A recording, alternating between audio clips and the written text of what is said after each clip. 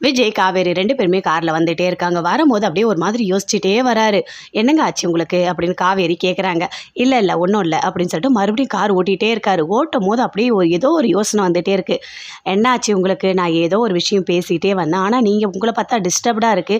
என்ன ஆச்சு சொல்லுங்க?" அப்படின்னு சொல்லிட்டு காவேரி கேட்குறாங்க. ஒண்ணும் இல்ல" அப்படின்னு சொல்லிட்டு அப்படியே யோசிச்சுட்டே வராரு. நிவேதாவையே பத்தி யோசிச்சுட்டு வராரு. அந்த காதலி கூட பழகுனது, பேசுனது எல்லாத்தையுமே யோசிச்சுட்டே வராரு. பயங்கரமா ஃபீல் பண்ணிட்டு இருக்காரு. காரை ஒரு மாதிரி ராங்கா ஓட்டுறாரு. இஷ்டத்துக்கு ஓட்டுறாரு. "என்னங்க பண்றீங்க? ஏன் இப்படி பண்றீங்க? காரை நிறுத்துங்கன்னு" காவேரி கத்துறாங்க. ஆனா காரை நிறுத்தவே இல்லை. நிறுத்தாம ஓட்டிகிட்டே இருக்காரு. "தயவு செய்து சொல்றேன், காரை நிறுத்துங்க" அப்படின்னு சொல்லிட்டு காவேரி பயங்கரமா கத்துறாங்க. "என்ன ஆச்சு உங்களுக்கு? எதுக்காக நீங்கள் இப்படி கார் ஓட்டுறீங்க? என்ன பிரச்சனை? எதுவாக இருந்தாலும் என்கிட்ட சொல்லுங்க" அப்படின்னு சொல்லிட்டு காவேரி கேட்குறாங்க. இல்லை ஒன்றுமே இல்லை" அப்படின்னு சொல்லிகிட்டே இருக்காரு. சரி பரவாயில்ல, ஏதோ நீங்கள் டிஸ்டர்ப்டாக இருக்கீங்கன்னு எனக்கு தெரியுது. சரி, உங்களுக்கு எப்போ சொல்லணும்னு தோணுதோ அப்போ சொல்லுங்கள் அப்படின்னு சொல்லிட்டு அப்படியே ஸ்லோவாக வராங்க. காவேரி பயங்கரமாக ஃபீல் பண்ணுறாங்க. ஒரு வேளை நாம் வெண்ணிலாவை ஞாபகப்படுத்தினதுனால அதே ஞாபகமாக இருக்குமோ, அதனால தான் இவர் இப்படி இருக்காரா அப்படின்னு சொல்லிட்டு காவேரி பயங்கரமாக ஃபீல் பண்ணிகிட்டு இருக்காங்க. சரி, தெரியாமல் பண்ணிட்டோமே அப்படின்னு சொல்லிட்டு. ஆனால் விஜய் அதையே யோசிச்சுட்டே வராரு. காவேரி பேசுனதை, "என்னங்க உங்களோட எக்ஸ் லவ்வரா? ஏதாவது பிரச்சனைனா சொல்லுங்கள், நானே உங்களை சேர்த்து வைக்கிறேன்" அப்படின்னு சொல்லிட்டு எல்லாத்தையுமே யோசித்து பார்த்துக்கிட்டே வராரு. "காரை இங்கே பாருங்கள், ஸ்லோவாக விட்டுங்க" அப்படின்னு சொல்லிட்டு வராங்க. நிவேதா யோசிச்சுட்டே வராங்க. அந்த பார்த்த போஸ்டர் அப்படியே விஜயோட அந்த போஸ்டரை பார்த்தது அப்படியே இப்போ யோசிச்சுட்டே வராங்க. விஜயோட பழகுனது எல்லாத்தையுமே நிவேதா யோசித்து பார்க்குறாங்க. ஒரு மாதிரி பயங்கரமாக ஃபீல் பண்ணிகிட்டு இருக்காங்க. அப்போ கூட வந்த அம்மா கீழே இறங்குறாங்க. இறங்கினோடனே, "வா நிவேதா போகலாம்" அப்படின்னு சொல்லிட்டு கூப்பிடுறாங்க. அப்படியே நின்றுட்டே இருக்காங்க. "என்னாச்சு உனக்கு? வா" அப்படின்னு சொல்லிட்டு கூப்பிடுறாங்க. "நம்ம ஆசிரமத்துக்கு போகலாம் வா" அப்படின்னு கூப்பிடுறாங்க. அப்போ ஒருத்தவங்க பேசுகிறாங்க. "என்னம்மா ஆச்சு? நிவேதாக்கு எப்படி இருக்குது?" அப்படின்னு சொல்லிட்டு கேட்குறாங்க. "இல்லை, அதே மாதிரி தான் இருக்குது, எந்த ஒரு முன்னேற்றமும் இல்லை" அப்படின்னு சொல்லிட்டு கூட இருக்கவங்க சொல்கிறாங்க. "இல்லைம்மா, அந்த முகத்தில் ஏதோ ஒரு மாற்றம் தெரியுது. நிவேதாவை பாருங்கள், ஏதோ ஒரு விஷயத்தை அவள் யோசிச்சுட்ருக்கா" அப்படின்னு சொல்கிறாங்க. அப்படியே பார்க்குறாங்க. நிவேதான்னு எல்லாருமே கூப்பிடுறாங்க. அப்போ கூட அவங்க விஜயை பற்றி அப்படியே யோசிச்சுட்டே நிற்கிறாங்க. "இங்கே பாருமா" அப்படின்னு சொல்கிறாங்க. இல்லை முன்னேற்றம்லாம் ஒன்றும் இல்லை, மருந்து மட்டும் கொடுத்துருக்காங்க, மாத்திரை மட்டும். அது வரைக்கும் நான் போடுறேன்" அப்படின்னு சொல்லிட்டு ஆசிரமத்துக்கு நிவேதாவை கூட்டிகிட்டு போகிறாங்க. ஆனால் விஜயோட ஞாபகமாகவே அவங்களுக்கு இருக்குது. காவேரி ஆஃபீஸ்க்கு வராங்க. வந்தவொடனே அப்படியே பார்க்குறாங்க. எல்லா பில்டிங்ஸும் பார்க்குறாங்க. சூப்பராக இருக்குது, எல்லாமே நல்லா இருக்கே. ஆமாம், நம்ம வீட்டில் பேசணுமே அப்படின்னு சொல்லிட்டு யோசித்து பார்க்குறாங்க. கங்கா, யமுனா எல்லாருமே சேர்ந்து நம்ம ஒரு பெரிய வீடு கட்டணும்.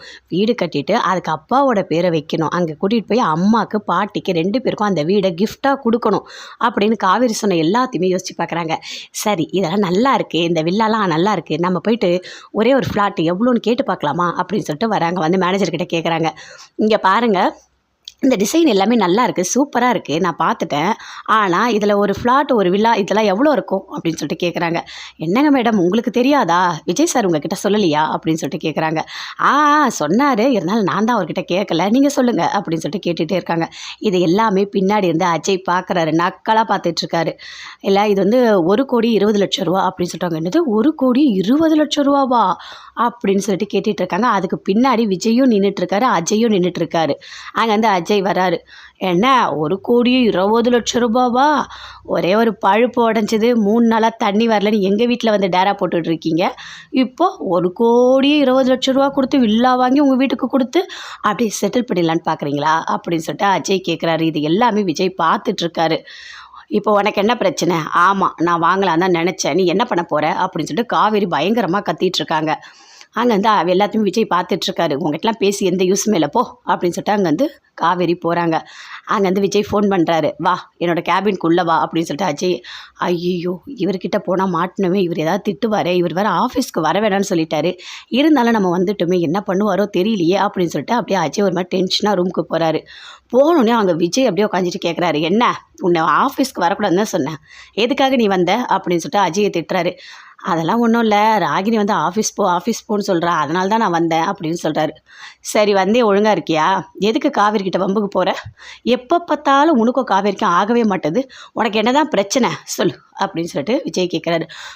பிரச்சனைலாம் ஒன்றும் இல்லைல்ல, இனிமேல் நீ ஆஃபீஸ்க்கெலாம் வரக்கூடாது, புரியுதா?" அப்படின்னு சொல்லிட்டு விஜய் சொல்கிறாரு. "காவேரி எது பண்ணால் என்ன? எப்போ பார்த்தாலும் நீ காவேரிக்கிட்ட சண்டைக்கு போயிட்டே இருக்க. என்ன, வீட்டில் ராகினி பார்த்துக்கிறா, ஆஃபீஸில் நீ பார்த்துக்கலாம் போன்னு சொல்லி அனுப்பி வச்சிட்டாங்களா?" அப்படின்னு சொல்லிட்டு கேட்குறாரு. "இல்லைண்ணா, இல்லை, அதெல்லாம் ஒன்றும் இல்லைண்ணா, நான் சாதாரணமாக தான் வந்தேன்." "என்ன, என்கிட்ட பேசும்போது மட்டும் அப்படியே பம்பரை, அப்படியே காவேரிக்கிட்ட மட்டும் அவ்வளோ நக்கலாக பேசிகிட்டு இருந்த, இப்போ என்கிட்ட பேசு அப்படின்னு சொல்லிட்டு விஜய் சொல்கிறாரு. இல்லைண்ணா இல்லை அதெல்லாம் ஒன்றும் இல்லை, இங்கே பாரு இனிமேல் உன்னை நான் ஆஃபீஸில் பார்க்கக்கூடாது அப்படின்னு சொல்கிறாரு.